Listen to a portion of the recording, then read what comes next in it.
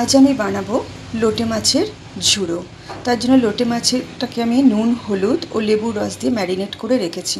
তার লেবুর রস দেওয়ার কারণ মাছটা গন্ধটাও থাকবে না, কাঁটাগুলো সফট হয়ে যাবে। এরপর আমি নিয়েছি রসুন কুচি, আদা কুচি, পেঁয়াজ বাটা, টমেটো কুচি আর একটু কাঁচা লঙ্কা টুকরো। আমি এবার রান্নাটা শুরু করব।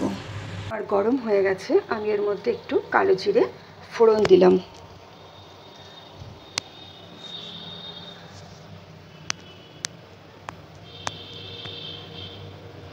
কালো জিরে গরম হয়ে গেলে এর মধ্যে আমি একটু রসুন দিলাম, আদার কুচিগুলো দিয়ে দিলাম। এরপর দেব পেঁয়াজ বাটা। পেঁয়াজ, আদা, রসুন আমার প্রায় ভাজা হয়ে গেছে। আমি এর মধ্যে টমেটো কুচিগুলো দিয়ে দিলাম। টমেটোর উপরে সামান্য একটু নুন দিলাম যাতে টমেটোটা নরম হয়ে যায়, ভাজাটাও খুব ভালো হয়। কিছুক্ষণ এটা আমি ভাজতে থাকবো।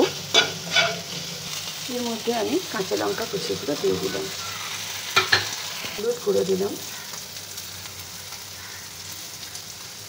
জিরে ধনে গুঁড়ো দিলাম,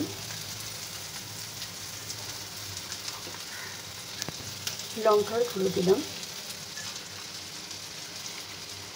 আগে আমার নুন দেওয়া ছিল বলে সামান্য একটু নুন দিলাম।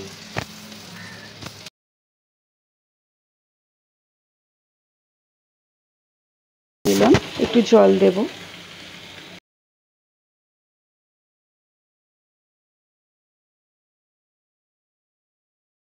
এটা ভালো করে কষে নিয়ে আর একটু সামান্য জল দেব। মশলাটা কিছুক্ষণ হতে দেওয়ার সময় দিলাম। এই মশলার মধ্যে আমি লোটে মাছগুলো দিয়ে দিলাম।